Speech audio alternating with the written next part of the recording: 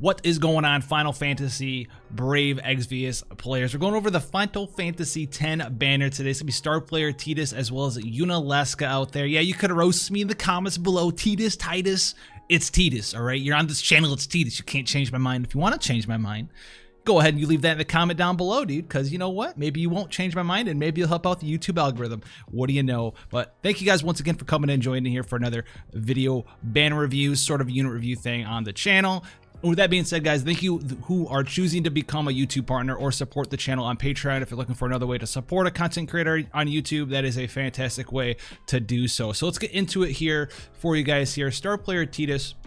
TLDR, he's a chainer or a chain finisher. You can do both, you can do one, you can do the other, either. So he's kind of flexible in that way, and that's going to be a pretty powerful thing for you Tidus fans out there. Now his TMR is the Ace of Aces. It's a materia, gives you 30% water resistant, 50% true double hand, 1 limit burst gauge crystal per turn, and 30% attack. So it's nothing game breaking. We've had something, you know, like Dark Knight Luneth's TMR, which has 30% attack, 50% true double hand, and like Demon Killer on it as well. It's a pretty decent thing, you know, if you don't want to get his super TMR or you don't want to use his super TMR, which we'll talk about, then this is something that you can put on him for his trustability there, and you'll find use out of it because it has the true double hand. It does have the percent attack on it as well. Now his super TMR is the Collateral, and it is a two-handed sword here, and I don't know what this icon is. Maybe you guys can spark my memory. I don't think that's what the Collateral looks like. I'm pretty sure that's not what it looks like. Maybe I'm wrong. This kind of looks like a Zidane weapon, but that's the Collateral, I guess.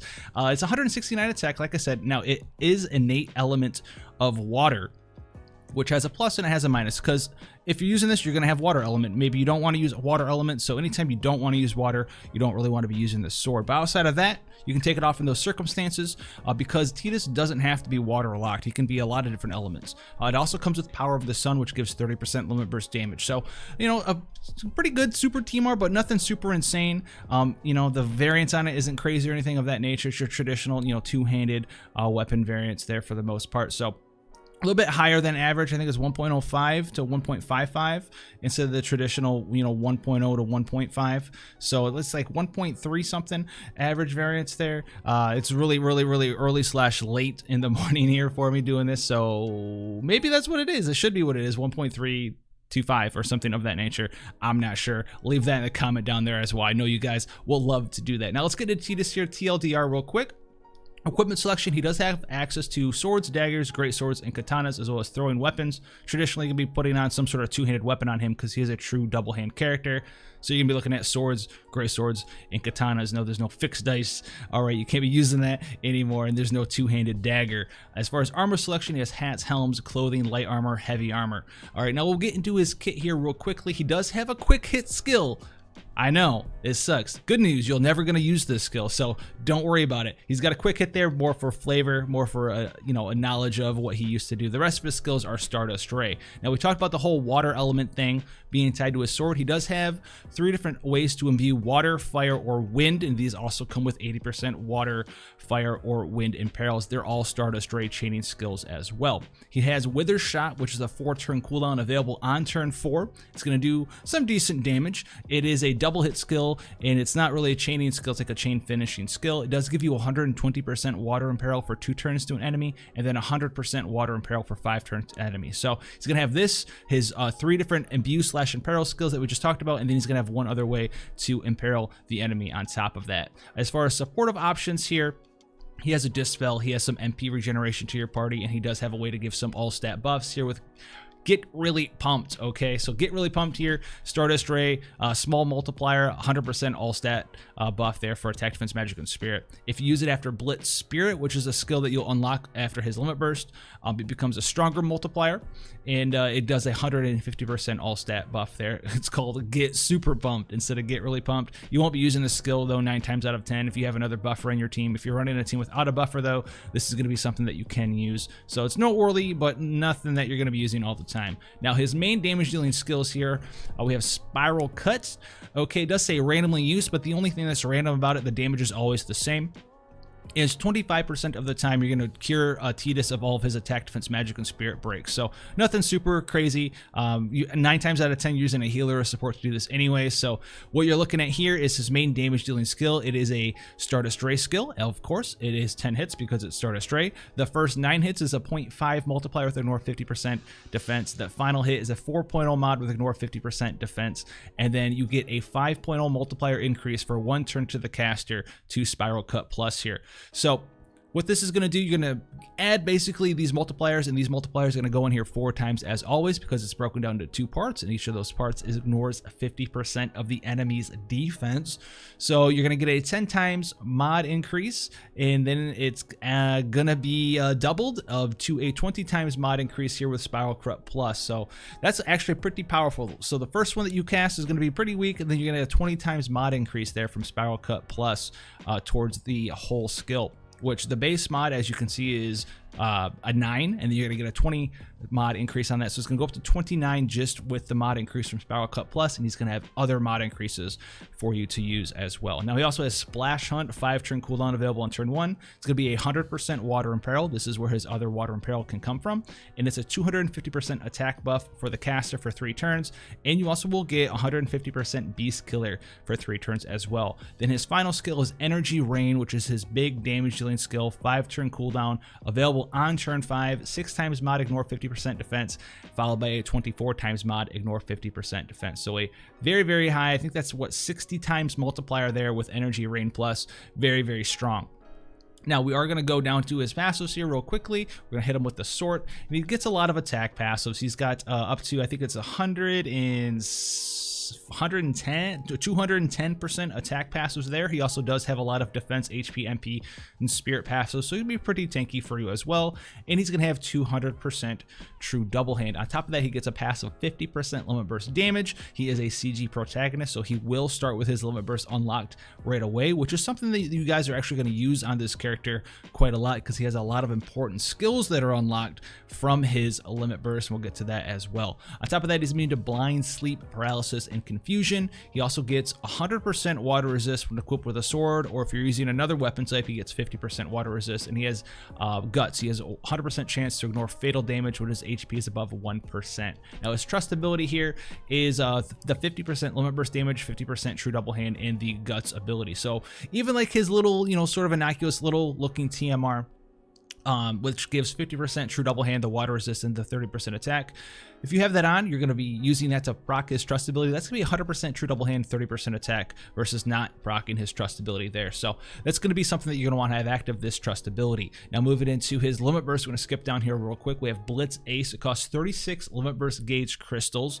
It's a 18.5 mod, ignore 50% defense to all enemies. It's a one-hit skill, so pretty easy to fit into a chain-to-chain finish, and it's going to be a total of a 37 times mod before any sort of limit burst damage buffs. It also will unlock triple quick strike for 4 turns to the caster, as well as unlocking Blitz Spirit in physical training. So this is where you get your triple quick strike. He has double cast normally. You can get triple quick strike for 4 turns after you use Blitz Ace, and that's going to be the first reason you want to do it. And the second reason is this physical training and Blitz Spirit thing is kind of where you determine how you want to use him. If you want to use him as a chaining character, you can use Blitz Spirit, which gives a 450 MP refresh split over 3 turns to all allies, so 150 MP per turn, and it also will give a 6 times multiplier increase for 3 turns to a lot of his different skills, but most importantly, his main damage dealing skill there that we talked about, Spiral Cut Plus. All right, so that's going to be, it says 6, but remember that's going to go in there 4 times, so it's a 24 times mod damage increase plus the 20 times mod damage increase from the original skill here. So that's gonna be 44 plus the original base 9 mod on him is gonna get you to a pretty hefty multiplier there. So like 53, I want to say off the top of my head, if I didn't mess that math up. 44 plus 9, yes, wow, we did it, guys. 53 times mod is actually really really strong. So for a chainer, he's gonna be doing some pretty hefty damage in his burst phases. Outside of that though, if you want to use him as a chain finisher, you have his other skill here with physical training, which will increase his limit burst damage by 200% for 2 turns to the caster, and it will fill his LB gauge by 999.99 crystals, which is gonna fully fill his limit burst gauge up. And all of these skills are part of that double/triple cast. So you're gonna get in there and do a lot of cool stuff with him. You'll limit burst on turn 1. This is going to unlock all these skills, unlock his triple cast, and if you want to go for the chaining route, you can use Blitz Spirit, start chaining up your skills, maybe imbue yourself with one of your elements, in parallel with those elements as well, and then start chaining up with Spiral Cut Plus. If you want to do limit burst damage, then you can go in here, you use your limit burst on turn 1. And then turn 2, you can imbue yourself as well if you want. And then you also have the ability to cast physical training and, get in there with Blitz Spirit too if you want to, or you can do some other sort of a supportive aspect with him. So you can get in there and pretty much limit burst every other turn, guaranteed, because you will always be re-unlocking your triple cast and you will be re-unlocking physical training with Tidus. So he's going to be a pretty interesting character out there for you guys. How good is he? He's actually pretty strong. He's got some pretty good burst damage, triple cast 50 something times mod. If you can get in there, you want to, do some pretty unique stuff, you can get in there, triple cast those 50 times mods, and then right before all those multipliers wear off, you just set them up to just limit burst damage right the turn before. You set them up for 200% LB damage, and then you get in there for that final Blitz Ace one-shot Reno guy in there. So he's not quite like King Rain is, where King Rain will, do his limit burst, chain his limit burst up, and then like re-unlock his limit burst in some other way, and then limit burst again. Number 1, King Rain, right? He chains his limit burst. Tidus needs to chain finish his limit burst. Number 2, King Rain really doesn't do a lot of damage though without his limit burst being up, whereas Tidus can do a large amount of damage. I mean, 50 something times mod, true double hand. That's really strong for any character. Triple cast 50 something times multipliers on Tidus. So he's actually really strong. If you're a Final Fantasy X fan and you're going after this character, you're a star player Tidus lover, you're not going to be disappointed with this character. We're kind of in the meta now where, any sort of damage dealer, it can last you a long time, especially if you have like the gear for it. And it's just kind of play with your favorites for the most part. The next time we're going to get any sort of super significant power creep outside of some sort of global exclusive character should be starting when we get the Esper units with like Odin Reagan, etc. And even then, guys, you don't always need the best of the best units to beat content. You really don't. You really don't. You're more hampered by having TMRs, etc. and the proper team comp than you are by having the latest and the greatest new damage dealer. So that's gonna be Tidus there. Now we're gonna move on to Yunalesca.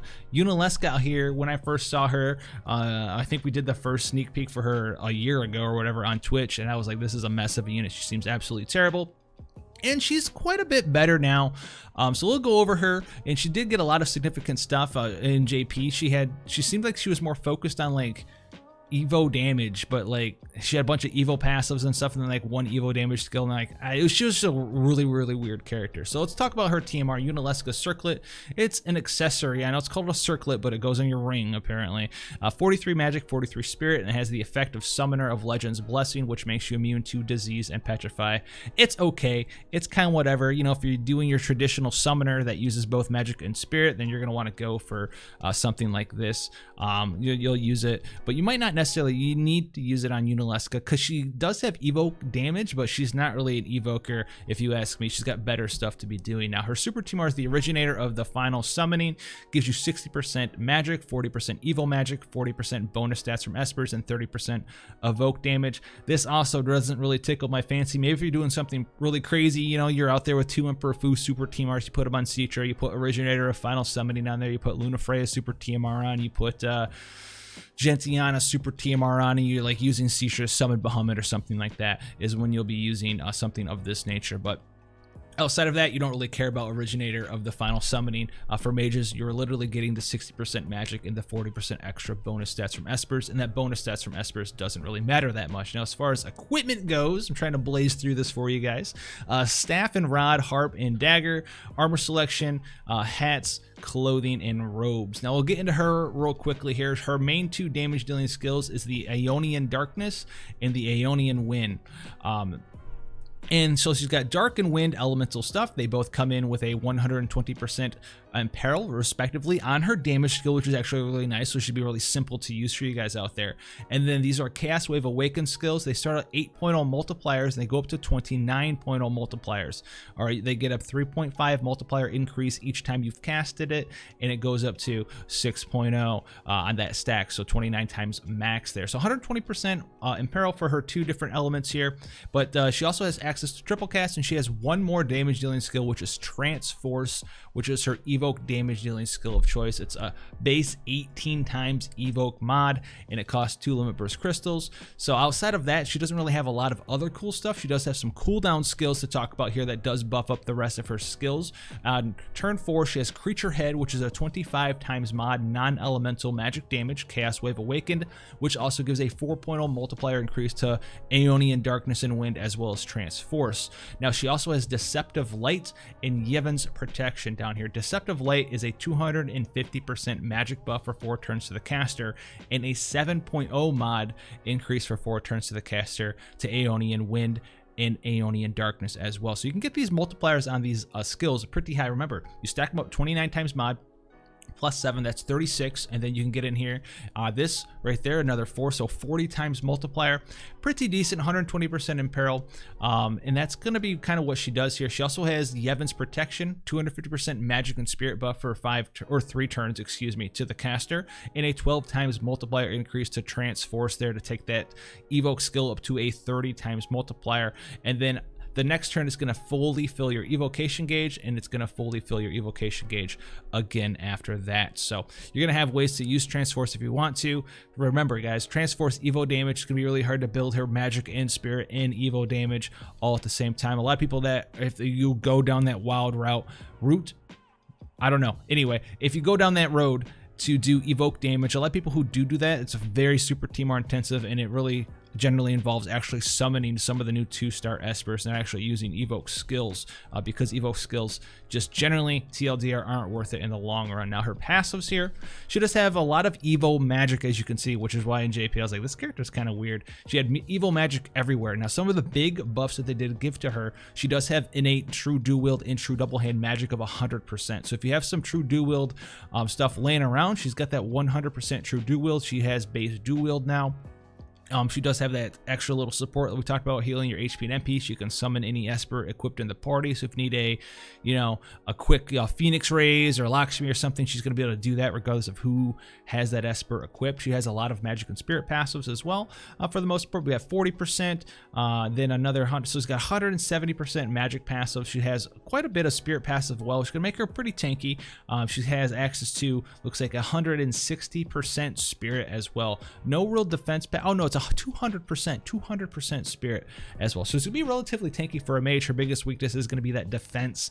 As with most mages, she only has 40% defense there, but she's gonna be a relatively tanky character if that's something that you're interested in. And then her limit burst here is a Mega Death. All right, 1-hit skill, 28 limit burst crystals. It has a 90% chance to inflict death, so maybe in the arena you guys will be looking out for this. Otherwise, it's gonna be a 23 times magic damage finisher to all enemies. It also will increase the multiplier of Summon the Dark Wind summoning force to Transforce by 5.0 for 4 turns. You also can get Aeonian Darkness and Aeonian Wind at further 3.0 mod increase for 4 turns to the caster, which I don't know if you actually will be using Mega Death to do that, because using Mega Death is such a damage loss. You're taking a big damage loss. You're not triple casting, 329 times mods with 120% imperils for 1 turn just to get a 3.0 damage multiplier increase for a couple turns. It's generally not going to be worth it. Maybe if you're trying to build up for a big burst turn, you want that extra little bit of multiplier increase for taking a boss from 50% to 0 or something of that nature. That's something you'll think about there. For general use though, as far as trying to just do as much damage as possible, you'll be skipping over Mega Death. So she's a pretty easy character to use. Just kind of get in there. And you just start triple casting Aeonian Darkness, Aeonian Wind, and then when you're ready to go for big burst damage, you cast Deceptive Light, and you start casting Aeonian Darkness and Aeonian Wind again. I mean, what more is there to say? You start stacking up those mods with those 2 skills, and then when you're ready to do even more damage, you Deceptive Light, Creature Head, Aeonian Darkness or Wind, and then the turns after that, you just keep triple casting for a couple of turns to do a bunch of damage in that way. So she's pretty similar to Shantoto. She's nothing like super insane, but she's going to be pretty tanky compared to quite a lot of mages out there in the spirit way because of all the extra spirit passives that she does have access to. So that's going to be Yunalesca. She is pretty cool. I'm not the biggest fan of mages for all of those reasons. Maybe I'll make a video why mages suck, the video sort of thing. If you want to know reverse of what it takes to make a mage really, really good, and you haven't seen that yet, go ahead and check out the Bahamut Dark Fina video and why I think she is she's really good. She's the first mage I've ever been excited for in Final Fantasy Brave Exvius. So that's Yunalesca, star player Tidus. Very strong characters. Do you have to pull for them? No. If you're fans of the characters, are you gonna be disappointed if you pull for them? No. You're gonna be able to use them in a lot of different ways, especially star player Tidus. You can chain finish with them in Dark Visions. You can chain him with other Stardust Ray characters. You can do a lot of cool stuff with him. If you want to make him even better though, remember he only has that 120% imperil on a 4-turn cooldown skill. If you want someone else to imperil for him, go for it. I use that on pretty much every character, even characters who have good imperils for themselves. Generally, I'm using another character to imperil for that character. But I've always been using outside imbues and imperils for pretty much every character. It makes things really smooth 99% of the time. So if you want to see more stuff like this, guys, go ahead, hit that subscription button, turn your notification bell on to get more Final Fantasy Brave Exvius, as well as other Final Fantasy content. On top of that, this is going to be a good time. I'm looking forward to it. I'm looking forward to Final Fantasy, excuse me, 10-2 banner when that comes out. Yuna, Riku, and Pain when that is going to come out, I have no idea. But thank you guys once again for the support, for the likes, for the comments, as well as the support from the YouTube memberships and the Patreon support. You guys are absolutely crazy out there, and even, you know, that $1 a month, it is a huge deal when it comes to supporting me in the long term with all you guys out there. And I'm looking forward to doing some Patreon supported content once we have enough people to vote, and it's not you know, it's a large amount. We can vote on cool stuff like you know, guides or you know, team building sort of aspects, you know, a different bunch of cool stuff. So look forward to that as well, and I'll see you guys in the next one. Take care, guys.